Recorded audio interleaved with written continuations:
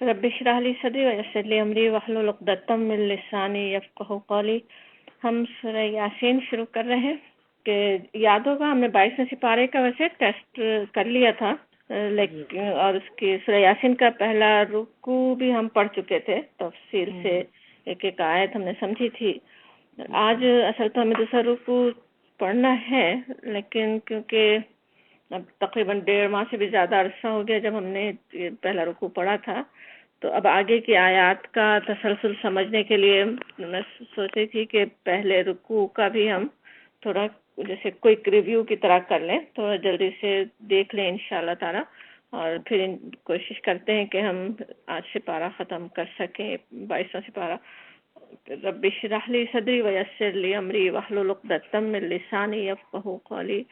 اعوذ باللہ من الشیطان الرجیم، بسم اللہ الرحمن الرحیم۔ یاسین حروف مقطعات سے شروع ہو رہی ہے۔ اب اس کے بھی میننگز پہ ہم نے غور تو کیا تھا، ذہن میں ہوگا آپ کے۔ اب دوسری آیت ہے والقرآن الحکیم، وا جو ہے قسمیہ ہے، یہ قسم کھانے کے لیے۔ قسم کا بھی یاد ہوگا کہ کیا مفہوم ہوتا ہے جہاں قرآن میں قسم کھائی جائے، کہ بتانے کے جیسے گواہی کے طور پہ، پروف کے طور پہ کسی چیز کو پیش کیا جا رہا ہو، دلیل دی جا رہی ہو، تو یہاں پہ قرآن حکیم کی دلیل دی جا رہی ہے کس چیز کے لیے، کس چیز پر قسم کھائی جا رہی ہے قرآن حکیم کی، کہ انک لمن المرسلین، کہ آپ بے شک مرسلین میں سے ہیں۔ قرآن کی یہاں پہ صفت الحکیم آ رہی ہے، الحکیم جو اللہ تعالیٰ کی بھی صفت کے طور پہ ہم کئی دفعہ سمجھتے رہے ہیں۔ حکما سے حکیم کا لفظ، اور اس کے بھی معنی ذہن میں ہوں گے کہ ایک تو یعنی حکمت والی کتاب، اس کی کتاب کی ہر بات، ہر آیت جو ہے وہ پر حکمت ہے، اور دوسرے یعنی حکمت حکیم سے ایک مطلب یہ بھی کہ اس میں جو کچھ احکامات بھی جو دیے گئے ہیں انسانوں کو کرنے کے لیے، جو کام بتائے گئے ہیں، وہ سب بھی حکمت سے جیسے لبریز ہے نا۔ کوئی بات ایسا نہیں ہے، کوئی حکم ایسا نہیں ہے جو ہمارے لیے بہتر نہ ہو، جس میں ہمارے لیے کوئی حکمت، جیسے اللہ تعالیٰ کی حکمت ہی کام کر رہی ہے، اس میں ہمارے لیے کچھ اللہ کی رحمت ہی اس میں ہے، اور بہترین حکیم معنی جیسے احکامات دیے گئے۔ پھر حکیم کا ایک یہ بھی مطلب کہ جیسے بہت ہی محکم کا لفظ جیسے نا، وہ بھی حکامہ سے کہ پختہ آیات۔ پختہ آیات کہنے سے کیا سمجھ میں آتا ہے، جیسے ایک آیت ہے نا کہ الف لام را کتاب حکمت آیاتہ ثم فصلت من لدن حکیم خبیر، کہ یہ الف لام را، کہ یہ کتاب جس کی آیات پختہ اور مفسر ارشاد ہوئی ہیں ایک دانا اور باخبر ہستی کی طرف سے، تو حکمت جیسے مضبوط کی گئی ہیں، پختہ کی گئی ہیں، ایسے جیسے آپس میں گندھی ہوئی آیات ہو، ایک بات سے دوسری بات سمجھ میں آ رہی ہوتی ہے۔ ایسا نہیں ہے کہ کوئی ایک بات بالکل مختلف طرح کی ہو اور دوسری طرح دوسری کتاب کے دوسرے حصے میں کوئی بالکل اس کی اپوزٹ بات سمجھائی جا رہی ہو۔ خصوصاً جب ہم پرانی کتابوں کو اگر دیکھیں تو سمجھ میں آتا ہے کہ کس طرح ایک ہی کتاب میں ایک طرف توحید کی دعوت بھی ہوگی، ایک طرف تثلیث کے لیے بات ہو رہی ہو، ایک بات ایک طرح سے، دوسری بات بالکل دوسری طرح سے، تو اس طرح کی کتاب نہیں ہے، بلکہ پختہ آیات اس کی ہیں، بالکل صحیح گندھی ہوئی، ایک دوسرے کے اندر گندھی ہوئی آیات جیسے ہیں، صحیح طرح سے بات پہنچائی گئی ہے۔ اور یہ سارا حکیمانہ کلام اس بات کی گواہی دے رہا ہے، اس بات کو ثابت کر رہا ہے کہ پیارے نبی حضرت محمد صلی اللہ علیہ وسلم اللہ کے رسولوں میں سے ہیں۔ انکا کہا جاتا ہے، پیارے نبی صلی اللہ علیہ وسلم سے خطاب ہے، نبی صلی اللہ علیہ وسلم کو اس میں کوئی شک نہیں تھا کہ آپ اللہ کے رسول نہیں ہیں، لیکن اصل بات سنائی جا رہی ہے آپ کا انکار کرنے والوں کو، کہ اتنا زیادہ جب پروپیگنڈے ہو رہے ہوں، مسلسل کہا جا رہا ہو، بلکہ ہوتا ہی ہے نا کہ کسی کو ایک بات مسلسل کہی جائے تو جیسے وہ بھی کچھ سوچنے لگ جائے یا سننے والے سمجھنے لگ جائے کہ اس پروپیگنڈے میں کہیں نہ کوئی حقیقت ہے۔ ان سب کا انکار کیا جا رہا ہے کہ ایسی کوئی بات نہیں، آپ تو ہیں رسولوں میں سے ہیں، جو بالکل جو سچی اور حقیقی بات ہے وہ بتائی جا رہی ہے۔ اور صرف یہ بھی نہیں کہا جا رہا کہ آپ اللہ کے رسول ہیں، مرسلین میں سے ہیں، جس طرح سے اللہ تعالیٰ نے ہمیشہ انسانوں کی ہدایت کے لیے اپنے انبیاء اور رسول بھیجے، انہی کے اسی سلسلے کی آپ آخری کڑی ہیں، اسی سلسلے سے آپ تعلق رکھنے والے ہیں۔ وعلی صراط مستقیم، اور یہ کہ آپ سیدھے راستے پر ہیں، صراط مستقیم۔ آپ جو بات بتا رہے ہیں وہ صراط مستقیم کی طرف لے جانے والی ہے. آپ جو کام کر رہے ہیں، جو عمل کر رہے ہیں، وہ صراط مستقیم ہی پہ قائم رکھنے والا کام ہے جو آپ کر رہے ہیں. تو آپ صراط مستقیم پر قائم ہیں. یہ بھی اسی طرح کی تسلی جیسے انک لمن المرسلین میں ہے کہ آپ بالکل صحیح بات کر رہے ہیں، صحیح اللہ تعالیٰ کی طرف رہنمائی کر رہے ہیں، سیدھے راستے کی طرف لوگوں کی رہنمائی کر رہے ہیں، ہدایت دے رہے ہیں اللہ صراط مستقیم. کہ تنزیل العزیز الرحیم نازل کیا ہے، یہ کس کو؟ اس قرآن الحکیم کو نازل کیا، عزیز الرحیم نے نازل کیا. تنزیل کے معنی ہوتے ہیں جیسے بہت ہی اہتمام کے ساتھ نازل کرنا، تھوڑا تھوڑا کر کے نازل کرنا. اور نازل کرنے والے کی صفت اللہ تعالیٰ کی صفات یہاں پہ آتی ہیں، دو صفات، العزیز اور الرحیم. العزیز کہیں تو جو غالب، جو سب کچھ کر سکتا ہے، ہر کام کرنے پہ قدرت رکھتا ہے. اور الرحیم ہے مہربان، ہمیشہ رحمت کرنے والا، اس کے ہر کام ہر معاملے میں اس کے رحمتی سے وہ کام ہونے والا ہے. الرحیم ہے وہ بہت ہی اپنے بندوں پہ رحمتیں کرنے والا. اس سے یہاں پہ ایک سمجھ میں آتا ہے کہ پورا ان آیات کے نزول کے وقت کا موقع کو یاد رکھے. ہمیں پتہ ہے سورہ یاسین مکے میں نازل ہوئی، اس وقت پیارے نبی حضرت محمد صلی اللہ علیہ وسلم اپنی قوم کو دعوت دے رہے ہیں، اللہ کے بندگی کی طرف بلا رہے ہیں، اور قوم آپ کی رسالت کا انکار کر رہی ہے. اور نبی صلی اللہ علیہ وسلم اس کتاب کے ذریعے سے اپنی قوم تک پیغام پہنچا رہے ہیں جو عزیز اور رحیم ہستی کا نازل کرتا ہے. اور نبی صلی اللہ علیہ وسلم کے جو ساری مخالفتیں پیش آ رہی ہیں، جو باتیں کہی جا رہی ہیں، آپ کے رسالت کا انکار کیا جا رہا ہو، کہا جا رہا ہو کہ آپ پر یہ کتاب اللہ کی طرف سے نازل نہیں ہو رہی ہے، ان سب کے لیے اس کے مقابلے میں آپ کی پشت پناہی کرنے کے لیے، آپ کی سپورٹ کرنے کے لیے کیا ہو رہا ہے اصل کام کہ اللہ کی طرف سے یہ کتاب درجہ بدرجہ جیسے اس کی تنزیل کی جا رہی ہے، نازل کی جا رہی ہے. اس کتاب کے ذریعے سے آپ کی سپورٹ ہو رہی ہے، آپ کی ہمت بندھائی جا رہی ہے، آپ کی رہنمائی کی جا رہی ہے کہ اب کیا کام کرو، اب کس طرح سے کرو. وہ الرحیم ہستی کی طرف سے یہ مدد نبی صلی اللہ علیہ وسلم کو حاصل ہو رہی ہے کہ تنزیل العزیز الرحیم کہ اس کو نازل کیا ہے العزیز اور الرحیم ہستی نے. اب اس کتاب کی بھی اہمیت بھی ہمیں پتہ چلتی ہے، خود ہمارے لیے بھی یہ کتاب اسی طرح سے کیا اہمیت رکھتی ہے، کیا کتنی بڑی نعمت ہے، اس کا اندازہ ہوتا ہے کہ اللہ تعالیٰ نے اسی کتاب کے ذریعے سے اپنے بندوں کی رہنمائی کی. وہ بندے جو اس پر ایمان لانے والے ہیں، وہ بندے جن کو دنیا میں دوسرے چاہے مخالفت کر رہے ہوں، مان نہیں رہے ہوں، ان کو ذلیل کر رہے ہوں، لیکن یہ کتاب جو ہے وہ سپورٹ دینے والی ہے، وہ اصل ہمت بندھانے والی ہے. اس کتاب سے تعلق کو جوڑے، اس کتاب سے رہنمائی حاصل کرے، راستہ نظر آنے لگے، صراط مستقیم پر انسان قائم ہو جائے. اور کس لیے اللہ تعالیٰ نے آپ کو نبی صلی اللہ علیہ وسلم کو بھیجا، آپ کس لیے لوگوں کو اللہ کی بندگی کی طرف بلا رہے ہیں؟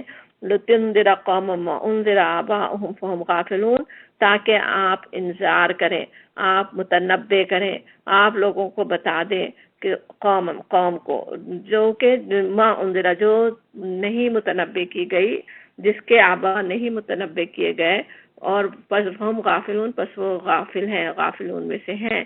اب یہاں ایک تو مطلب یہ کہ جس کے آبا غافل آبا پر انذار نہیں کیا گیا، ان کے آبا اجداد کے پاس ایک عرصے سے کوئی اللہ کے رسول نہیں آئے تھے، ایک تو یہ مفہوم ہے.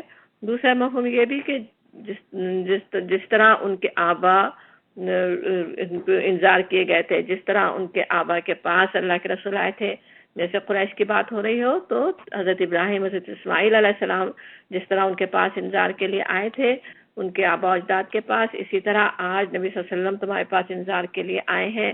یا ایک یہ احساس دلایا جا رہا ہے کہ اتنے عرصے سے تو محروم تھے، نہ حضرت ابراہیم حضرت اسماعیل کے بعد سے اتنے عرصے تک کوئی نبی ان کے پاس نہیں آئے تھے. اطراف میں بنی اسرائیل کے بے حساب نبی آتے رہے، لیکن مکے میں قریش کے پاس کوئی اس طرح براہ راست نبی کی دعوت نہیں پہنچ رہی تھی. وہ اب نبی صلی اللہ علیہ وسلم وہ کام کر رہے ہیں. اس رسالت کی اہمیت، اس کی ضرورت بھی کبھی سمجھ میں آتی ہے کہ وہ انذار کیا جا رہا ہے آپ کے ذریعے سے. اور ایک اب نبی صلی اللہ علیہ وسلم کو تو بتایا جا رہا ہے کہ آپ انذار کے لیے آئے، آپ کا کام لوگوں تک اس کو پہنچا دینا ہے اللہ کے دین کو. اور لیکن ہوگا کیا جب آپ یہ کام کریں گے اس کے پیش کیا آنا ہے، اس سے بھی آپ کو آگاہ کر دیا جا رہا ہے. لقد، بے شک، لقد کہیں تو بلکہ ڈبل ایمفیسس ہوتا ہے، لا بھی اور قد بھی، کہ دونوں ہی جو الفاظ ہیں پورے لفظ یہ اللہ کے معنی بھی ضرور، اور قد بھی جیسے بے شک، ضرور. تو ضرور ضرور کیا بات ہوگی، کیا ہونا ہے، حق القول، پورا ہو چکا، بات پوری ہو چکی، الا اکثرہم، ان میں سے اکثر پر، فہم لا یؤمنون، پس وہ ایمان نہیں لانے والے. ایسا نہیں ہے کہ ادھر آپ بلائیں گے آپ اور لوگ آگے بڑھ کر فوراً آمنا و صدقنا کہہ دیں گے، یہ ہونے والا نہیں ہے. نبی صلی اللہ علیہ وسلم کو بھی آگاہ کیا جا رہا ہے اس بات سے، اور وہی کام، وہی انذار کا کام نبی آپ کی امت کو، نبی صلی اللہ علیہ وسلم کی امت کو بھی پوری دنیا کے لیے کرنا ہے نا. نبی صلی اللہ علیہ وسلم پوری دنیا کے لیے اللہ کے رسول بنا کے بھیجے گئے تھے.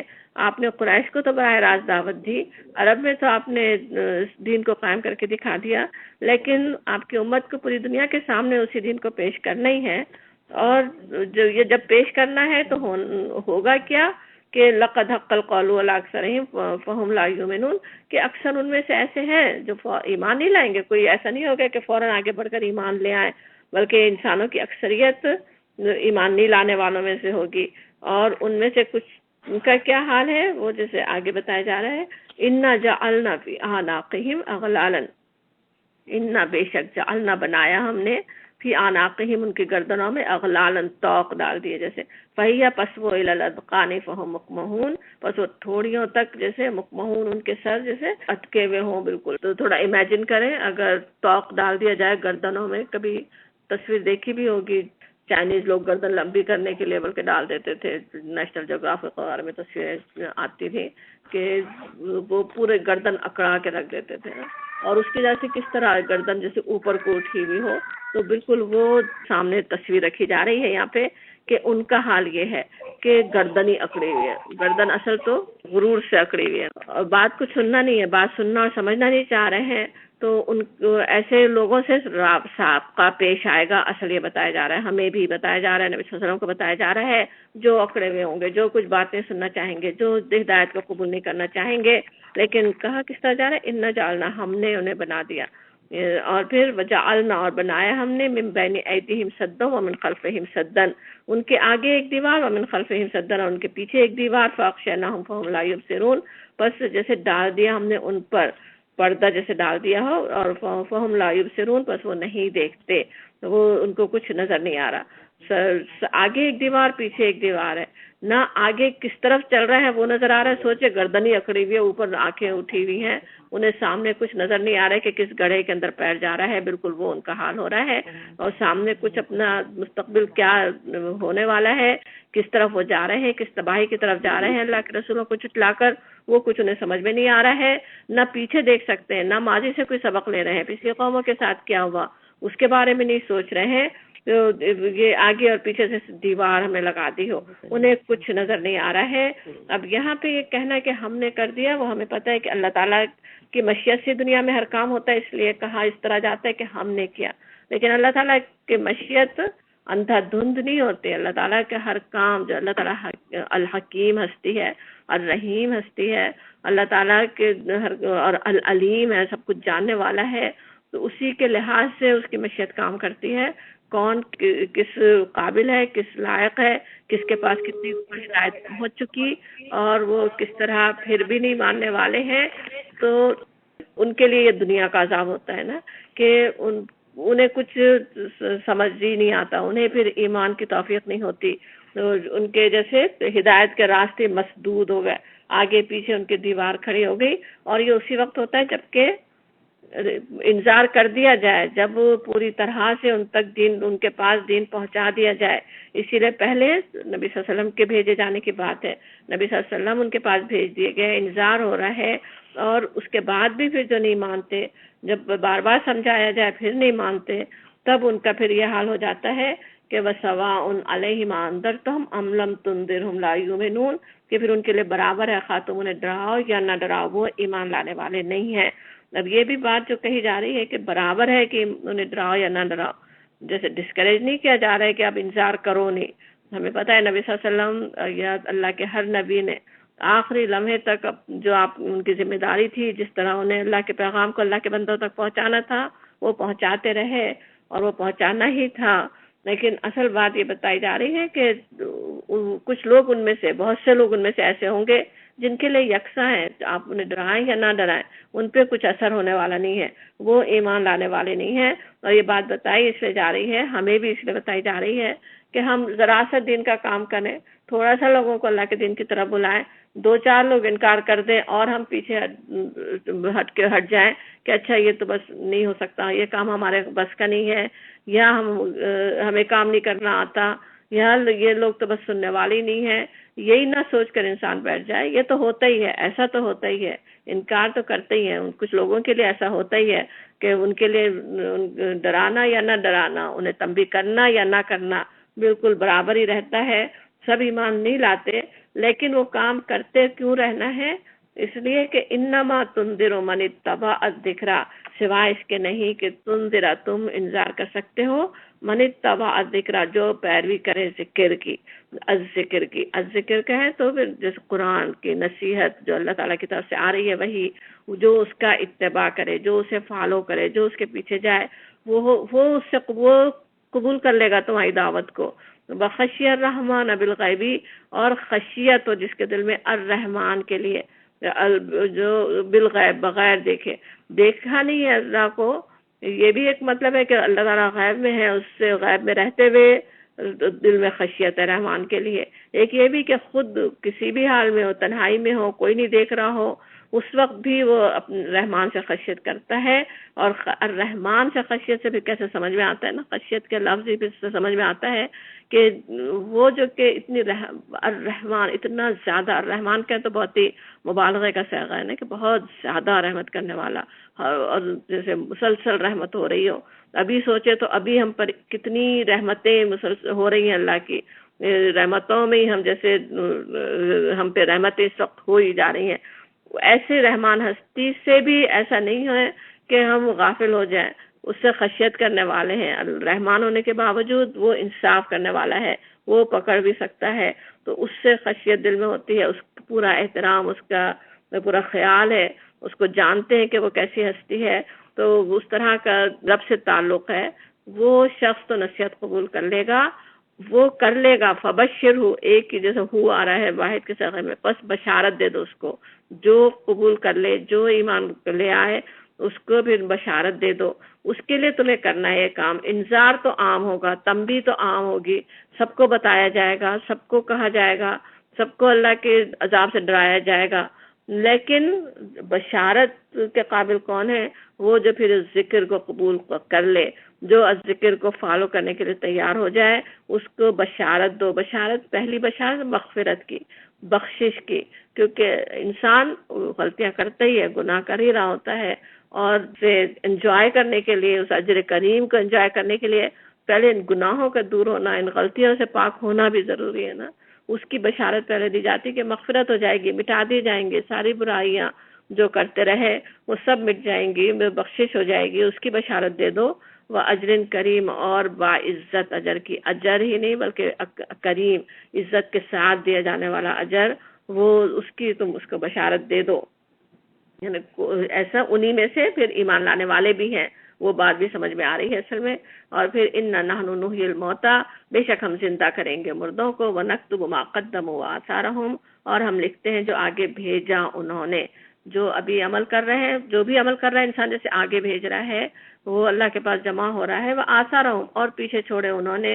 وَكُلَّ، اور ہر كُلَّ شَيْءٍ، اور ہر چیز، أَحْصَيْنَاهُ، شمار کیا ہم نے اس کو، فی امام مبین، ایک کتاب میں، ایک روشن کتاب میں، مبین تفصیل سے لکھی ہوئی، الگ الگ کر کے ایک ایک چیز جس میں لکھی ہوئی ہے، اس کتاب میں ہر چیز لکھی ہوئی ہے، ہر چیز شمار کی جا رہی ہے، ہر چیز جمع کی جا رہی ہے. اب اس آیت پہ ہم بہت ہی تفصیل سے پہلے غور کر چکے تھے کہ کس طرح یہ آخرت کی فکر دلانے والی آیت ہے نا. اپنے ہر عمل کے نتائج اور اس کے جو آثار ہم پیچھے چھوڑ رہے ہوں، اس کے بارے میں محتاط کرنے والی آیت ہے. کہ صرف بات یہی نہیں ہے کہ جو ہم کر رہے ہیں، بلکہ ہمارے ہر عمل، ہمارے ہر کام کا کیا اثر پیچھے ہوتا ہے نا. ہمیں سے ہر ایک ہی کوئی بڑا کام نہ بھی کر رہا ہو، کچھ نہیں بھی کر رہا ہو، تو ایک اثر پیچھے چھوڑ رہا ہے نا. اپنی سستی کا ہی اثر اپنے دیکھنے والوں پہ چھوڑ رہا ہے، اور کچھ نہ کچھ آثار تو پیچھے چھوڑتا ہی جا رہا ہے ہر انسان. تو اور اس سے پھر جو لوگ اثر انداز ہوں گے، جو کچھ دنیا پہ اثر پڑے گا وہ سب بھی اعمال نامے میں شامل ہوتا رہے گا. تو وہ جو سب کچھ ہنسے ہی نہ ہو جب کہیں تو کیسے سمجھ میں آتا ہے؟ کوئی ایک ایک عمل، ایک ایک قدم، ایک ایک بات جیسے لکھی جا رہی ہے، سمیٹ کر رکھی جیسے جمع کی جا رہی ہے. کوئی ذرہ برابر چیز بھی رہ نہیں جائے گی اس سے، اس امام مبین میں لکھے جانے سے، نوٹ ہونے سے، ریکارڈ ہونے سے. ہر چیز ہنسے نہ ہو، ہم نے اس کو شمار کر لیا ہے، ریکارڈ کر لیا ہے. ہر چیز اس کا خیال رہے تمہیں. انا نحن نحیی الموتى، جس طرح شروع میں آتا ہے کہ بے شک ہم زندہ کریں گے مردوں کو. ایک وہ بھی جاتا ہے کہ کس طرح انہی میں مردہ لوگوں میں وہ جن کے دل مردہ ہیں، جو جن بالکل جو ہدایت کے لیے جن کے آنکھوں پہ پردہ پڑا ہوا ہے، کچھ جن کو سنائی نہیں دے رہا ہے، ایسے مردہ دلوں کو بھی اللہ تعالیٰ زندہ بھی کرنے والا ہے. کچھ کو ہدایت تو ملے گی. اور پھر ایک اور بھی مطلب انا نحن نحیی الموتى، الموتى جس طرح آتا ہے ہر چیز ہی جسے زندہ ہو جانے والی ہے. یہ سب آج دنیا میں کر رہے ہیں، سب کچھ ختم ہو گیا، عمل ختم، سب کچھ ختم. اب وہ دوبارہ ہر چیز کو جیسے زندگی دے دی جائے، وہ سارے عمل سامنے ہمارے لا کے کھڑے کر دیے جائیں، وہ سارے انسانوں کو زندہ کر کے کھڑا کر دیا جائے، وہ سب ہونے والا ہے. اب یہ وہ باتیں جو یہاں سمجھائی گئی نبی صلی اللہ علیہ وسلم کی رسالت کے بارے میں، اور یہ کہ ہم جو جس کو بھی جو سنایا جا رہا ہے، جو سمجھایا جا رہا ہے، آگے تاریخی مثال سے، تاریخ سے ایک مثال کے ذریعے سے وہ بات سمجھائی جا رہی ہے. وَضْرِبْ لَهُمْ، اور وَضْرِبْ اور بیان کرو، کو سناؤ، انہیں بیان کرو. لہم جیسے آ رہا ہے ان کے لیے، مثلا مثل. اب یہ کہ لہم کون ہے نا، کس کو سناؤ؟ تو اب ظاہر ہے ویسے تو اہل مکہ جو تھے بنیادی طور پہ تو وہ ہیں جو اس وقت انکار کر رہے ہیں، جو جن کے نبی صلی اللہ علیہ وسلم جن کے سامنے دعوت پیش کر رہے ہیں. اس کے علاوہ جو سننے والوں میں سے اور کون ہے؟ وہ جو اہل ایمان ہیں، جو ایمان لا چکے ہیں. ایک ایمان لانے والے وہ بھی جو ان آیات کے وقت ایمان لا چکے ہیں، انہیں بھی اس واقعے میں بہت کچھ سمجھنے کے لیے، بہت کچھ نصیحت حاصل کرنے کے لیے ہے. اور کفار کے اندر بھی جو ایمان لانے والا ہو، جیسے اوپر تھا نا کہ انما تنذر من اتبع الذکر وخشی الرحمن بالغیب، کہ ایسا شخص ہے انہی کے درمیان میں جو ایمان لائے گا، جس کے دل میں اللہ سے خشیت ہو، وہ بھی سنے، وہ ایمان لے آئے. اس کی وجہ سے وہ سب سننے والے ہیں. اور ساتھ ہی نبی صلی اللہ علیہ وسلم کے لیے خود بھی اس میں بہت کچھ نصیحت ہے، بہت کچھ تسلی اس واقعے میں ہے. تو اب یہاں کہا جا رہا ہے کہ انہیں سناؤ. وَاضْرِبْ لَهُم مثلاً اصحاب القریہ، القریہ اصحاب لوگوں کی، ایک القریہ ایک قریے والوں کی، بستی والوں کی. اب یہ ہمیں پتہ ہے نا کیا ہوتا ہے، کہ جیسے دی کے معنی ہوتے ہیں نا، ایک خاص بستی والوں کا سناؤ. اب یہاں قرآن میں اس بستی کا کوئی نام نہیں آتا، ویسے بھی قرآن میں اس طرح نام اکثر دیے بھی نہیں جاتے، اور لیکن کسی صحیح حدیث میں بھی کوئی اشارہ نہیں ملتا کہ وہ کون سی بستی تھی. مفسرین نے اس سے بہت کچھ اپنے خیالات کا اظہار کیا. کسی نے انطاکیہ کہا، اور انطاکیہ سے پھر یہ سمجھا کہ حضرت عیسیٰ علیہ السلام کے جیسے حواریوں کو رسول سمجھا کہ جن رسولوں کا تذکرہ آ رہا ہے. کسی نے حضرت موسیٰ و ہارون کو سمجھا، اور تیسرا وہ مومن جس نے تقریر کی تھی سورہ مومن میں جس کا تذکرہ آتا وہ سمجھا. لیکن اصل بات یہ ہے کہ وہ سارے سب تھیوریز ہی ہیں نا، سب خیالات ہیں لوگوں کے، کچھ پرانی کتابوں کے ذریعے سے کچھ سمجھے گئے اور ہم مفسرین نہیں، بہت سے مفسرین نے دوسروں کے خیالات کو رد کیا. تو وہ سب چیزیں جو ہیں ہمیں صرف اصل بات جو اللہ تعالیٰ ہمیں اس واقعے سے سمجھانا چاہتے ہیں اس سے ڈسٹریکٹ کرنے والی ہے نا وہ چیزیں. وہ اس کی کوئی اہمیت ہی نہیں ہے ذرا بھی ناموں کی، کہ وہ کہاں کی بستی تھی، کون سی بستی تھی، وہ رسولوں کا کیا نام تھا، وہ کون تھے، وہ اس کی کوئی اہمیت نہیں ہے. اسی وجہ سے اللہ تعالیٰ نے ہمیں نہیں بتائی. یہ قرآن ہدایت کی کتاب ہے، ہدایت حاصل کرنا ہمارا کام ہے. اور اب وہ خوبصورتی بھی اسی میں ہی ہے، جس طرح کہا جا رہا ہے کہ وہ اصحاب القریہ تھی، ان کا واقعہ بیان کرو.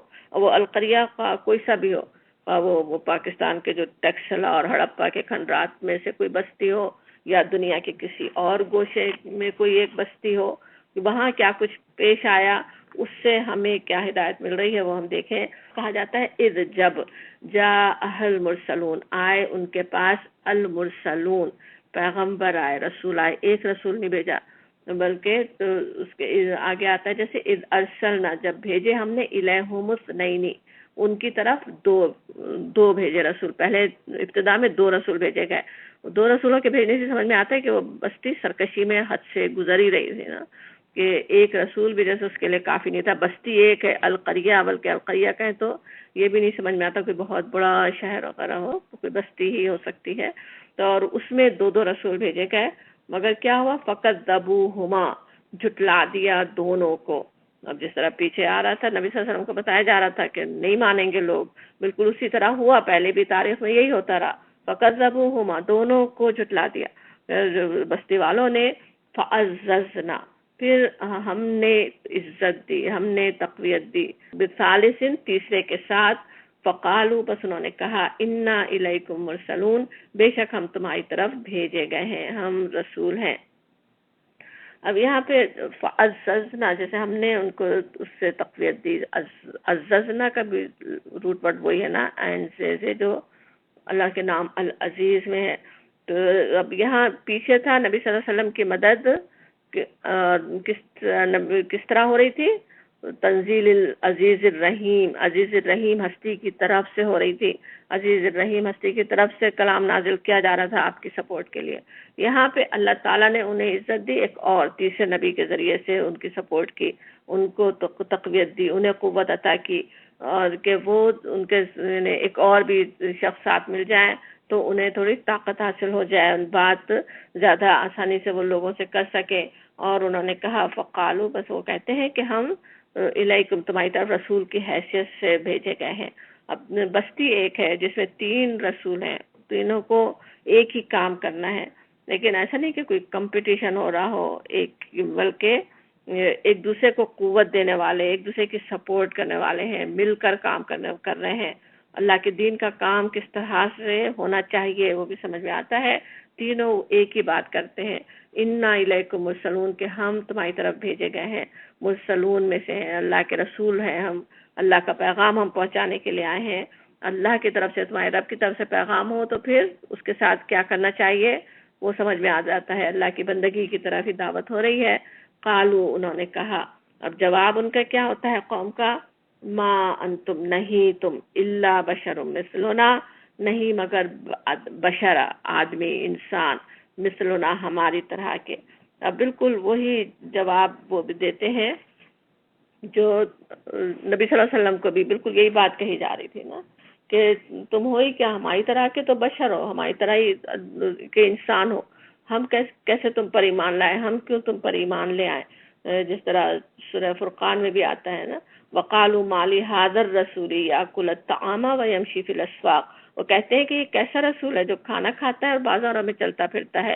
بلکہ ہر نبی کے لیے وہی ان کی قوم نے کہا تھا کہ تم تو ہم کچھ نہیں ہو، ما ھذا الا بشر مثلکم، کہ تم تو کچھ نہیں ہو مگر بس ایک انسان ہو، انسانوں کی طرح تم ہو.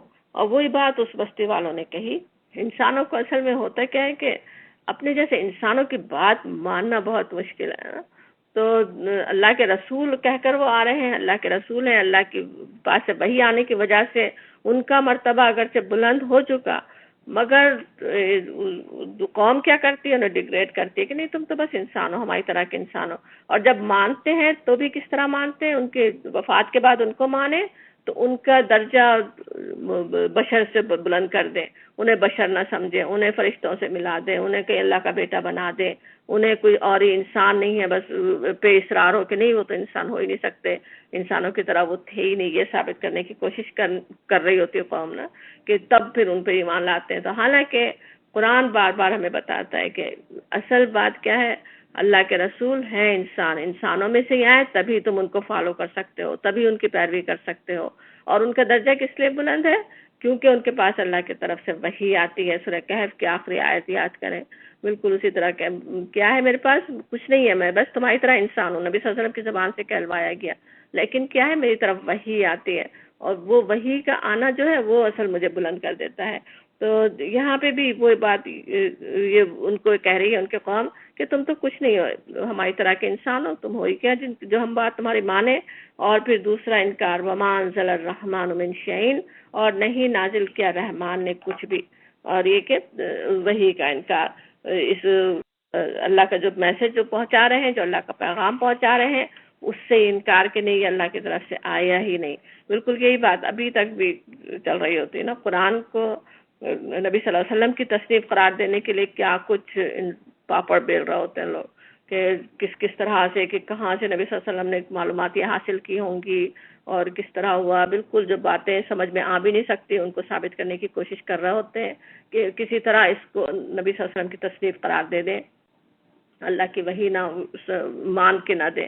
تو وہی بات وہ بھی کر رہے تھے کہ ہم کوئی یہ نازل نہیں کیا، رحمان نے تو نازل ہی نہیں کیے کوئی چیز. ان انتم الا تکذبون، اور تیسرا الزام ان پر جھوٹ کا الزام کہ تم کچھ نہیں ہو مگر تم جھوٹ بولتے ہو، کہ تم بالکل جھوٹ بات بول رہے ہو کہ اللہ کے رسول ہے، اس کو ماننے سے انکار. اب وہ کس طرح سے تین ایسی باتیں کر رہے ہیں جو بالکل نگیٹو باتیں، الزامات اور لگا رہے ہیں. کس طرح رسولوں کو خود ان کے منہ پر انہیں کہیں کہ نہیں تم تو بالکل جھوٹ بول رہے ہو، سب کو غلط کہہ رہے ہو، اللہ کے رسول ہی نہیں ہو، وہ سب وہ کہتے ہیں. اور جواب میں رسولوں کے پاس کیا ہے؟ بالکل ایک ہی جواب ان کا، اور پازیٹیو ریسپانس، مثبت جواب. کوئی افینس نہیں لے رہا اس کا، کوئی اس کا اثر نہیں لے رہا ہے، کوئی بفر نہیں رہا ہے اس پر، بلکہ صاف صاف ان کو بس بتا دیتے ہیں. کیا بتاتے ہیں؟ قالو، کہا انہوں نے، ربنا یعلم، ہمارا رب جانتا ہے. پہلے تو انہوں نے کہا تھا نا، اوپر بھی بات کہہ چکے تھے کہ انا الیکم مرسلون، کہ بے شک ہم تمہاری طرف بھیجے گئے ہیں، رسول بنا کے بھیجے گئے ہیں، ہم اللہ کے رسول ہیں. اب اس کو ذرا اور ایمفیسس سے کہتے ہیں، زیادہ اور زیادہ جیسے سمجھانے والی بات کر رہے ہیں، زیادہ زور سے کہہ رہے ہیں کہ ربنا یعلم. جب کہیں ہمارا رب جانتا ہے، تو جیسے قسم کھا کے کہہ رہے ہوں تو اس طرح کا انداز ہے نا. ہمارا رب جانتا ہے، ہمارے رب کو معلوم ہے کہ انا، بے شک ہم، الیکم لمرسلون. لا یہاں پہ پھر ایمفیسس کے لیے ہے، تو زیادہ ایمفیسس کے ساتھ کہ ہم تمہاری طرف بھیجے گئے ہیں، ہم رسولوں میں سے ہی ہیں. تم انکار خواہ کرو، تم نہ مان کے دو، تم کچھ کہو، لیکن ہم ہیں تو اللہ رسول ہی ہیں، ہم اللہ کے رسول ہیں اور اللہ کی طرف سے ہم بھیجے ہوئے ہیں. وہ صاف صاف انہیں بتا دیتے ہیں. یہاں بھی ان کے جواب میں اب نبی صلی اللہ علیہ وسلم اور آپ پر ایمان لانے والوں کے لیے بھی کیسا پیغام ہے نا، جو بات سمجھائی جا رہی ہے اس ذریعے سے کہ الزامات تو لگیں گے جب لوگوں کو اللہ کے دین کی طرف بلاؤ گے، جب اللہ کی بندگی کی طرف بلاؤ گے تو بہت سی ناگوار باتیں تو سننی پڑیں گی، لیکن اس میں تمہارا ری ایکشن کیا ہونا چاہیے؟ اصل پیغام بس پہنچاتے رہو نا، اس پہ بفر نہیں جاؤ، اس پہ کوئی جیسے اینٹ کا جواب پتھر سے دینے کی تو کیا بات ہے، اینٹ سے بھی نہیں دیا جا رہا، ان کی طرح کے جواب بھی انہیں نہیں لوٹایا جا رہا، بلکہ ان کی نگیٹو باتوں کے جواب میں پازیٹیو بات، صحیح بات، جو اصل پیغام ہے وہ آگے پہنچانے کی کوشش ہو رہی ہے. کہ اللہ گواہ ہے، اللہ کو پتا ہے، اللہ جانتا ہے، ہم ہیں اللہ کے رسول ہی ہیں. اور یہ کہ وما علینا الا البلاغ المبین، اور کچھ ہم پر نہیں ہے مگر البلاغ المبین. وما علینا، اور نہیں ہم پر. اب یہ بھی بات بالکل وہی ہے جو نبی صلی اللہ علیہ وسلم سے بھی قرآن میں جگہ جگہ کہی گئی نا.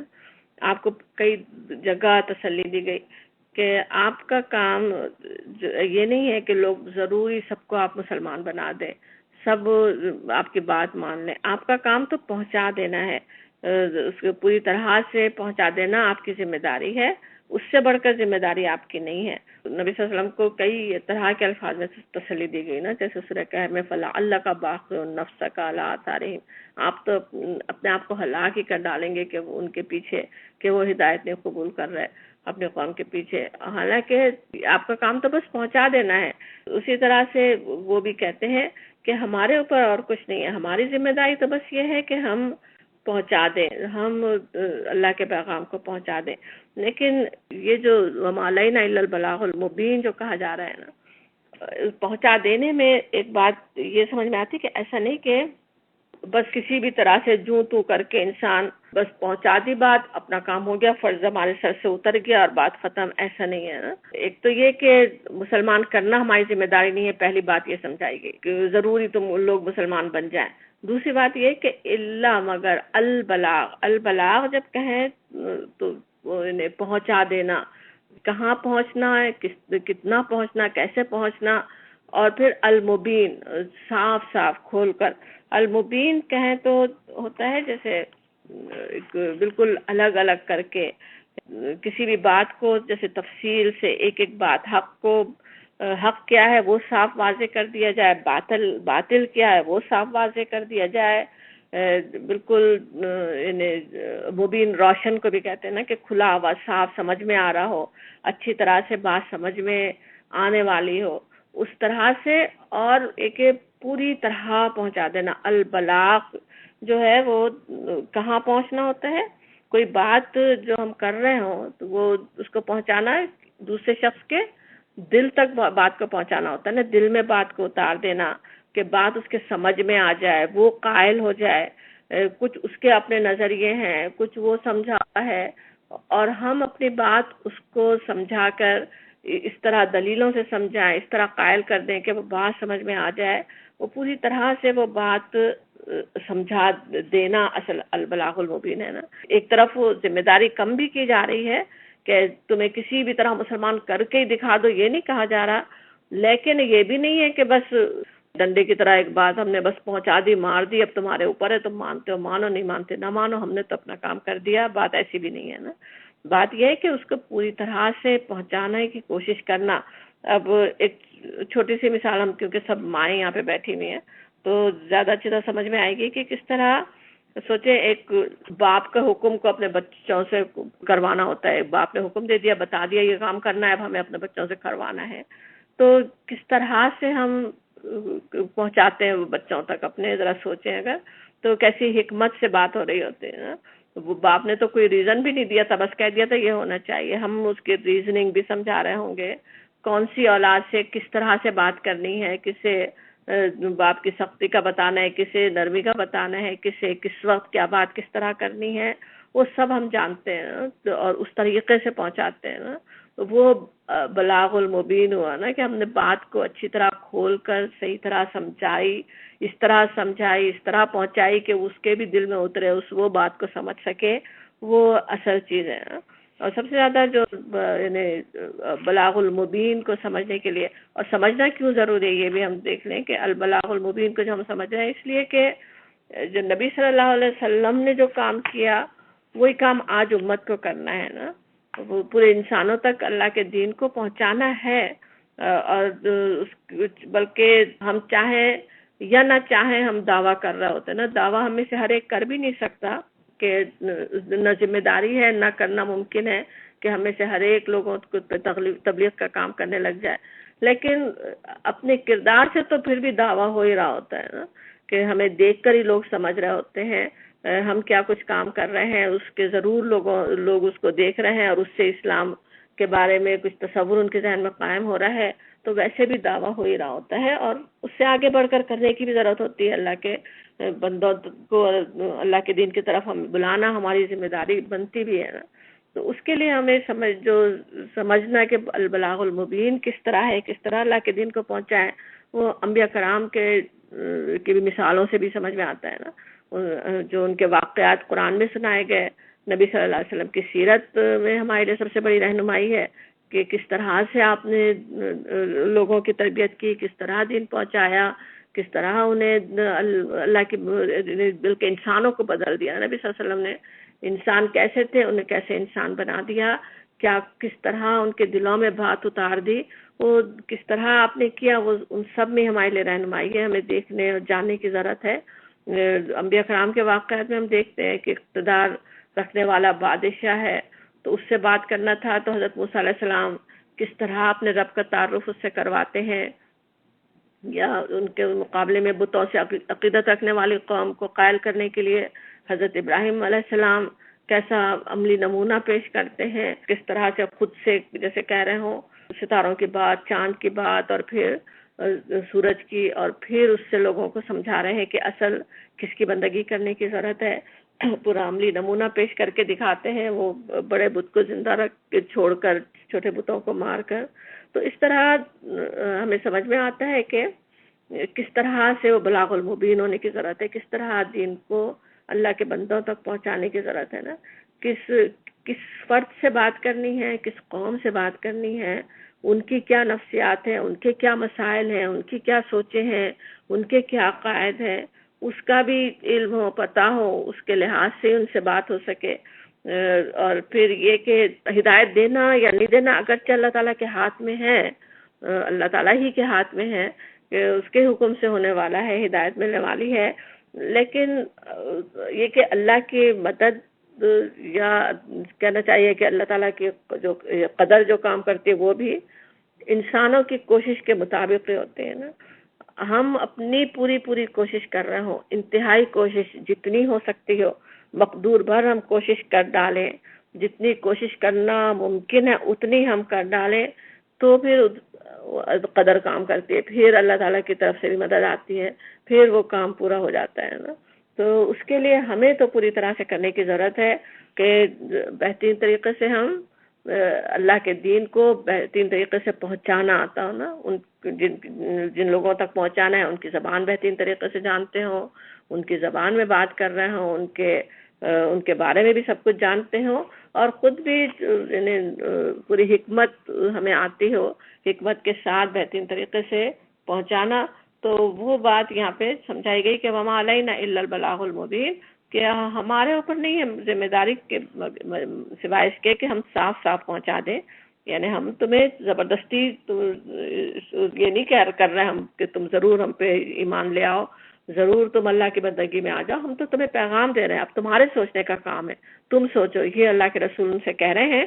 اور یہ کہ اب ان کی اس بات کے بھی جواب میں پھر ان کا کیا، اسی طرح کی بات کہ قالو، وہ بولے، وہ جو قوم ہے اہل قریہ جو ہے، اصحاب القریہ، وہ کیا کہتے ہیں، انا بے شک تطیرنا بکم، تطیرنا بکم جو ہے طیر سے نا، طیر ویسے تو پرندے کو کہتے ہیں نا، پرندوں سے شگون لینے کا کام بہت کرتے تھے نا وہ لوگ، اور اب تو اسی سے پھر نحوست کے بھی معنوں میں استعمال ہوتا ہے۔ تو تطیرنا بکم جب کہیں تو ہم تم کو جیسے منحوس سمجھ رہے ہیں اپنے لیے، تو ہم تمہیں نامبارک سمجھ رہے ہیں، جیسے قرض تمہاری وجہ سے ہم پہ ہو رہا ہو، یہ وہ بات کر رہے ہیں نا۔ اب دلیل کے جواب میں کوئی دلیل نہیں ہے، صحیح سچی بات کے جواب میں کوئی بات ان کے پاس صحیح ہے نہیں، اس کو جھٹلانے کے لیے، اس کا ریجیکٹ کرنے، اس کو انکار کرنے کے لیے، تو اب اس طرح کی بات کرتے ہیں اور دھمکیوں پہ اتر آتے ہیں نا۔ جب کوئی دلیل نہیں ہوتی انسان کے پاس، خود اصل تو جھوٹ قائم رہنا چاہتا ہے، جھوٹ پہ چلنا چاہتا ہے، تو پھر کیا کرتا ہے، دھوس پہ اتر آتا ہے نا، بالکل وہی وہ بستی والے کر رہے ہیں۔ اور کیا کہتے ہیں، لَإِلَّمْ تَنْتَهُ، لَإِلَّمْ، اگر تم نہیں تنتہو، تم باز آئے، لَنَرْجُمَنَّكُمْ، لا ایمفیسس کے لیے، اور نرجمنا بھی ایمفیسس، تو ڈبل ایمفیسس کے ساتھ بہت ہی زور دے کے اصرار سے جیسے کہہ رہے ہوں کہ ہم تمہیں سنسار کر دیں گے۔ رجم جو ہے ویسے تو پتھر مارنے کے لیے بھی آتا ہے نا رجم، اور تو اس سے سنسار کرنا، کہ لنرجمنکم، کہ ہم تمہیں ایک تو مار ڈالنے کی دھمکی دے رہے ہیں، اور وہ بھی اس بری طرح سے مارنے کی کہ رجم کر کے ہم مار دیں، ایک تو یہ بات ہے۔ اور یہی زیادہ سمجھ میں آتی ہے کہ ان کا مطلب یہی ہے کہ ہم تمہیں سنسار کر دیں گے، کیونکہ آگے جب واقعہ چلے گا تو ہمیں سمجھ میں آئے گا کہ انہوں نے مار بھی ڈالا تھا ایمان لانے والے کو، لیکن رجیم جیسے ہے نا، شیطان کو رجیم کہتے ہیں نا، مردود، دھتکارا ہوا، تو وہ بھی معنی ہو سکتے ہیں نا، کہ جیسے تم دھتکارے جاؤ گے، تمہاری کوئی بات ہم سنیں گے نہیں، واپس پلٹا دیں گے، تم پر جھڑک دیں گے، ہر جگہ سے تم دھتکارے جاؤ گے، یہ بھی دھمکی ہو سکتی ہے۔ اور یہ کہ ہم تم کو جیسے سنسار کر دیں گے، وَلَا يَمَسَّنَّكُمْ، یہ بھی اتنی زور سے کہہ رہے ہیں ڈبل ایمفیسس کے ساتھ، تو پہنچے گا تم کو، منا، ہم سے، عذاب علیم، دردناک عذاب۔ اب زبردست دھمکی، کہ مار ڈالنے کی بھی دھمکی، ٹارچر کی دھمکی، کہ سخت عذاب تم کو پہنچے گا، وہ صرف پہنچا رہے ہیں، وہ کچھ زور نہیں ڈال رہے ہیں، صاف صاف بتا رہے ہیں کہ ہم کچھ زور نہیں ڈال رہے ہیں، ہمارا کام پہنچانا ہے، ہمیں صرف ایک سیدھی سچی بات ان کی بھلائی کی ان کے لیے کر رہے ہیں۔ اور جواب قوم کا کیا ہوتا ہے کہ ہم تمہیں رجم کر دیں گے، تمہیں عذاب علیم پہنچے گا۔ اب یہ آیت بھی سوچیں، جس کو سنائی جا رہی آڈینس کون کون سے تھے اس واقعے کو سننے والے، نبی صلی اللہ علیہ وسلم، آپ پر ایمان لانے والے، آپ کا انکار کرنے والے، وہ سب سن رہے ہیں نا۔ تو یہاں پہ سب کو بتایا جا رہا ہے آگے کیا کچھ پیش آ سکتا ہے، آگے مخالفتیں اور کتنی بڑھ سکتی ہیں، کیسے ٹارچر ہو سکتے ہیں، کس طرح مارنے تک کی دھمکیاں ہو سکتی ہیں. پیارے نبی حضرت محمد صلی اللہ علیہ وسلم کے لیے ہجرت کے رات ہی پورے مارنے کے پورے پلان تھے نا، مار ڈالنے کے، نعوذ باللہ. تو وہ سب آگے کی بھی جیسے پیشن گوئی ہو رہی ہو، ایک مثال کے ذریعے سے آگے کیا کچھ پیش آنے والا ہے اس کے لیے ذہن تیار کیے جا رہے ہیں نا. ہمیں بھی سمجھنے کی ضرورت ہے، ہر طرح کی مخالفت کے لیے تیار رہنے کی ضرورت ہے. اللہ تعالیٰ سے دعا ہی ویسے تو کرنے کی ضرورت ہے، ایسی کوئی آزمائش میں اللہ تعالیٰ ہمیں نہ ڈالے، لیکن مخالفت اس طرح کی ہو ہی سکتی ہیں. اور اتنی زبردست وہ دھمکی دیتے ہیں، اتنے زور زور سے دے رہے ہیں، لَنَرْجُمَنَّكُمْ وَلَيَمَسَّنَّكُمْ مِنَّا عَذَابٌ أَلِيمٌ. اور ان کا جواب کیا ہے؟ اسی طرح آرام سے ٹھنڈے ٹھنڈے وہ جواب دیتے ہیں. اللہ کے جو رسول ہیں، قالو کہا انہوں نے، طائرکم معکم، نحوست تمہارے ساتھ ہے. اب یہاں پہ یہ نہیں وہ کہہ رہے، وہ تو کہہ رہے تھے نا کہ تطیرن بکم، تمہارے ساتھ نحوست، تم منحوس ہو جیسے ہمارے لیے. یہ کہتے طائرکم معکم، تمہارے ہی ساتھ ہے. تو اس کا مفہوم مفسرین یہ سمجھاتے ہیں کہ اصل بات جو نحوست تم ہمیں کہہ رہے ہو، ہمیں منحوس قرار دے رہے ہو، وہ اصل تمہارے ہی لیے ہے نا. ان منحوس کہنے کا ایک تو مطلب یہ بھی ہوتا ہے جب کفار منحوس کہہ رہے ہوں کہ جیسے ہمارے معبودوں کے خلاف تم باتیں کرو گے، ہمارے دیوتا ناراض ہو جائیں گے تو ان کی وجہ سے آفتیں آئیں گی. اور جیسے انسان سوچتا ہے اکثر ویسے محسوس بھی ہو رہا ہوتا ہے نا، آفتیں آتی ہوئی نظر آ رہی ہوں، محسوس ہو رہی ہوں. نبی صلی اللہ علیہ وسلم کے بارے میں بھی کہا کرتے تھے کفار اور منافقین، سورہ نساء میں جیسے کہا جاتا کہ وَإِن تُصِبْهُمْ سَيِّئَةٌ يَقُولُوا هَٰذِهِ مِنْ عِندِكَ، اگر انہیں کوئی تکلیف پہنچتی ہے تو کہتے ہیں کہ تمہاری بدولت ہے.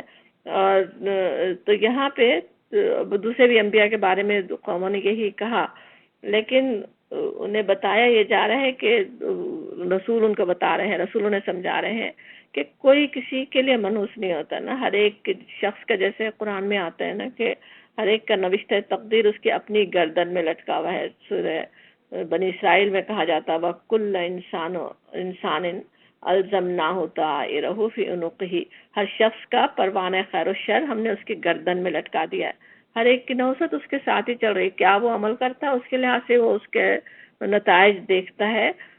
ایک تو یہ بات وہ سمجھانا چاہ رہے ہیں کہ تمہاری وجہ سے جو بھی اگر مشکل آ رہی ہے، اگر کچھ مشکلات آ رہی ہیں تو وہ تمہارے اپنے عمل کی وجہ سے آ رہی ہیں. ایک تو بات وہ یہ سمجھا رہے ہیں قالوا طائرکم معکم کہہ کر. اب یہ بات اس وقت کفار قریش کو بھی سمجھائی جا رہی ہے کہ قالوا طائرکم معکم، کہ تمہارے ساتھ ہی تمہاری نحوست ہے. اور دوسری یہ بھی کہ جیسے طائرکم معکم کہنے میں یہ جو تم کہہ رہے ہو تمہارے اپنے دماغ کی اختراع ہے، خود ہی بس ایجاد کر رہے ہو، بات بنا لی ہے تم نے، ورنہ اس کی کوئی حقیقت نہیں ہے، صرف تمہارے اپنے ذہن کی بات ہے، یہ تمہاری اپنی بات ہے بنائی ہوئی کہ جو نحوست تم کہہ رہے ہو. اور وہ کر کیوں رہے ہو، یہ بات بنا کیوں رہے ہو؟ این ذکر تم، کیا اس لیے کہ تمہیں نصیحت کی گئی، یعنی تمہیں کیونکہ نصیحت کی جا رہی ہے، تمہیں بھلائی کی بات تلقین کی جا رہی ہے، برائیوں سے بچنے کے لیے کہا جا رہا ہے، صرف اس وجہ سے تم یہ بات بنا رہے ہو، ہمیں منحوس قرار دے رہے ہو. بل انتم قوم مسرفون، بلکہ تم ضرور حد سے بڑے ہوئے لوگ ہو. مسرفون ہو یعنی اسراف کرنے والے، زیادتیاں کرنے والے. خود وہ جو ہیں زیادتیاں کرنے والے تھے، لوگوں کے حقوق پر ڈورے ڈالنے والے، اور یہ کہ حد سے گزرنے والے، زیادتیاں کرنے والے. اسراف کہتے کس طرح لگتا ہے نا، حد ایک اپنی حد کو انسان کراس کر دے، دوسروں کے مال پہ قبضہ کر لے، دوسروں کے ساتھ انفیئر ہو، زیادتیاں کرے. تو اس طرح کی تم زیادتیاں کرنے والے لوگ ہو، اللہ کی بندگی سے تجاوز کرنے والے، اللہ کی بندگی سے نکلنے والے، اور وہ سب کچھ کرتے رہنا چاہتے ہو نا. اس میں تمہیں مزے آ رہے ہیں، زیادتیاں کر کر، کرپشن کر کے خود فائدے اٹھا رہے ہو، بہت کچھ مفادات تمہارے اس کے ساتھ ہیں، اس وجہ سے تم یہ باتیں بنا رہے ہو. ہمیں تم صرف اس وجہ سے کہہ رہے ہو کہ تمہارے ساتھ نحوست ہے، ورنہ اصل بات ہے نہیں نا. بات صرف یہ ہے کہ تمہیں ہم نصیحت کر رہے ہیں، ہم تمہیں بھلائی کی طرف دعوت دے رہے ہیں، اور وہ مان کے نہیں دیتے. ابھی کہا جاتا ہے وجاء من اقصى المدینتی، اور آیا من اقصى المدینتی، اقصی جیسے دور کے لیے کہتے ہیں نا، مدینہ شہر سے، شہر کے پرلے کنارے سے سمجھے آیا رجل ایک آدمی. اب یہاں بھی کوئی نام نہیں ہے، کون ہے، کیا ہے، کیسا ہے، کچھ نہیں. اصل بات ہے کہ رجل ہے، یسعا دوڑتا ہوا. قالا کہا، یا قوم اتبعوا المرسلین، اے میری قوم پیروی کرو اتبعوا مرسلین کی. اتبعوا پیروی کرو، من لا یسلکم جو نہیں سوال کرتے، اجرن کوئی اجر، وہم مہتدون اور وہ سیدھے راستے پر ہیں، ان کی تم پیروی اختیار کرو. اب یہاں وہ دعوت پہنچا رہے ہیں، تین رسول ایک قریہ میں لوگوں سے بات کر رہے ہیں، انہیں قائل کرنے کی کوشش کر رہے ہیں، اور وہ خواہ کتنے عرصہ سے کر رہے ہوں.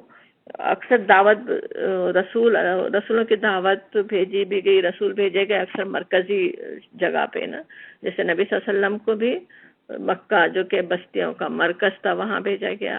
حضرت موسیٰ علیہ السلام کو بھی سیدھا فرعون کے پاس بھیجا گیا کہ وہاں جا کے اصل اللہ کے دین کی دعوت دے. تو وہ جو اصل بڑے بڑے سردار جو کرپشن پھیلانے والے، اصل پوری دنیا کے نظام کو بگاڑنے والے، ان تک ہی بات پہنچائی پہلے جاتی ہے نا. تو وہ تو رسول کام کر رہے تھے، اور پورے قریہ میں سے کوئی ایمان لانے والا نہیں ہے. انہی کو رجم کرنے کے لیے تیار ہیں، انہی کو وہ سنسار کرنے کی دھمکی دے رہے ہیں، انہیں عذاب کی دھمکی دے رہے ہیں، کوئی ماننے والا نہیں ہے. اور ایک دور دراز سے جس کو پتہ نہیں کتنے واسطوں کے ذریعے سے وہ دعوت پہنچ گئی ہے، بلکہ جو مخالفین ہیں انہی کے ذریعے سے، پروپیگنڈے کے ذریعے سے اس تک دعوت پہنچ گئی ہو، اور وہ بات کو سمجھ لیتا ہے، وہ غور کر لیتا ہے، اور وہ ایمان لے آتا ہے، اور وہ دوڑتا ہوا آتا ہے. اب وہ یسعا دوڑ رہا ہے، اور کہتا ہے اپنی قوم سے. اب خود تو ایمان لے آیا ہے، قوم کو کوئی ایسا نہیں کہ انہیں کچھ کہہ رہا ہو کہ اے کفار کہہ کے مخاطب کرے، یا کچھ اور برا بھلا کہ یا قومی. ان سے رشتہ ہے، محبت کا رشتہ یہ کا اظہار کرتا ہے، میری قوم، اور کہہ کر پوری خیرخواہی کے ساتھ انہیں بات کرتا ہے. اب اس میں ویسے تو بہت کچھ ہمیں ہدایت ہے اس واقعے کے اندر. آگے بھی واقعہ چلے گا اس شخص کا، تو اور زیادہ ہم اس پر غور کریں گے کہ کیا کچھ ہمیں حاصل ہو رہا ہے، کیا کیا باتیں سمجھ میں آ رہی ہیں اس شخص کے واقعے سے. یہاں پہ جو ایک بات یہ سمجھ میں آ رہی ہے کہ وہ ایک شخص ہے، کوئی دور پرے رہنے والا ہے، اللہ کے رسول دعوت دے رہے ہیں، اور وہ شخص یہ نہیں سوچتا، ابھی کچھ دین براہ راست حاصل بھی چاہے نہیں کیا ہے اس نے، اس کے باوجود وہ اپنی ذمہ داری سمجھ رہا ہے کہ میری ذمہ داری ہے، اور اس کے لیے کھڑا ہو گیا. اس کے لیے کھڑا ہی نہیں ہو گیا، دوڑ رہا ہے. کچھ اس کے پاس جیسے وسائل بھی نہیں ہے، ایسا بھی نہیں کہ سواری پہ آ رہا ہو، پیروں پہ دوڑ کے وہ آ رہا ہے، لیکن اپنی ذمہ داری محسوس کر رہا ہے. اس میں ہم سب کے لیے کتنا بڑا نمونہ ہے نا. یہ نہیں کہ ہاں وہ لوگ کام کر ہی رہے ہیں، لوگ ان کی مخالفت کر رہے ہیں، ہم آرام سے دیکھتے رہیں کہ ٹھیک ہے وہ جو اللہ کے رسول ہیں، اللہ کے وحی جن کے پاس ہے، ان کی لوگ بات نہیں سن رہے تو میری کیا بات سنیں گے، اس لیے میں اور پیچھے ہٹ جاؤں. نہیں، وہ پھر بھی خود آگے بڑھتا ہے، شاید میری بات سن لے میری قوم، ان کو قائل کرنے کی کوشش کرتا ہے. دوڑنے کی ایک وجہ یہ بھی ہو سکتی ہے کہ رجم کرنے کے لیے تیار ہو رہی ہو قوم، وہ بچانے کے لیے رسولوں کو دوڑ کر آ رہا ہو، یا اپنے قوم کے خیرخواہی میں دوڑ کر آ رہا ہے کہ انہیں کسی طرح بچا دے، اللہ کی نافرمانی جو کر رہے ہیں اس سے انہیں روک لے. تو وہ آ کے ان سے کہتا ہے اور دلیل کے ساتھ بات کرتا ہے، پیروی کرو. اب صرف یہ نہیں کہ رسولوں کی پیروی کرو کہے، بلکہ کہتا تھا تبع المرسلین. اس میں بھی بہت ہی کچھ دیکھنے کے لیے ہے کہ اصل ہدایت ملتی کہاں سے ہے، رسول کا اتباع کرنے سے نا، رسول کو فالو کرنا، رسول کی پیروی کرنا، وہی اصل چیز ہے کہ ہدایت کی صراط مستقیم پر قائم کرنے والی. اس راستے کو چھوڑ کر کہیں ہدایت نہیں مل سکتی. انسان کچھ اور سوچے کہ میں کسی اور طریقے سے اللہ کے پاس کوئی بڑا مقام حاصل کرنے کے لیے کوئی اور نیا طریقہ ایجاد کروں جو بہت ہی اللہ کے قریب خود سے پہنچ جاؤں، وہ کوئی صحیح طریقہ نہیں ہے نا. رسول کے ذریعے سے، شریعت کے ذریعے سے، رسول کی لائی ہوئی شریعت کے ذریعے سے، رسول کے بتائے ہوئے طریقے سے اللہ تک پہنچنا ہوتا ہے. اور وہ ان کو وہی ہدایت کرتا ہے کہ اتبعوا المرسلین، اتباع کرو مرسلین کا. اور کیسے نہیں کرو، کیوں نہیں کرو، جو کہ اجر بھی نہیں مانگ رہے، کچھ چاہ رہے نہیں ہے، اور خود وہم مہتدون، وہ ہدایت پر ہیں. ان کو دیکھو، ان کی شخصیت دیکھو، وہ جو ہدایت پر قائم ہے، جو نیک لوگ ہیں، جو اچھے لوگ ہیں. اور تمہیں بھی کوئی تم سے کوئی ان کے غرض نہیں ہے کہ کسی غرض کی وجہ سے، کوئی خود غرضی کے لیے کوئی وہ بات کر رہے ہو. بے غرض تمہیں صرف وہ ہدایت تک پہنچانا چاہتے ہیں تو پھر کیوں نہیں تم ان کا اتباع کرو، کیوں نہیں ان کی پیروی کرو. کس طرح انہیں قائل کرنے کی کوشش کرتا ہے نا، وہ اسی طرح قائل کرنے کی ضرورت ہوتی ہے نا. بلاغ المبین یہاں سمجھ میں آتا ہے کہ وہ البلاغ اس نے کس طرح کیا، اس شخص نے، اس کی اللہ تعالیٰ نے اسی لیے تفصیل بھی ہمیں اتنی بتا دی ہے. ابھی جو آگے ہم پڑھیں گے، رسولوں کی اتنی نہیں بتائی ان کی باتیں، ان کی بات کہ انہوں نے کیا بات کی، جتنی اس رجل ایک عام آدمی کوئی ہے جو ایمان لے آیا ہے، اور اس کی اتنی ساری بات بتا کر سورہ یاسین میں اس شخص کو جیسے زندہ کر دیا گیا قیامت تک کے لیے، اس کی باتوں کو، کیونکہ اس کی باتوں میں ہمارے لیے بہت کچھ رہنمائی ہے. انشاءاللہ ہم اگلی کلاس میں اس پہ غور کرتے ہیں، جو کچھ اس نے کہا اس میں ہمارے لیے کیا کچھ سمجھنے کی چیزیں ہیں. وآخر دعوانا الحمدللہ رب العالمین.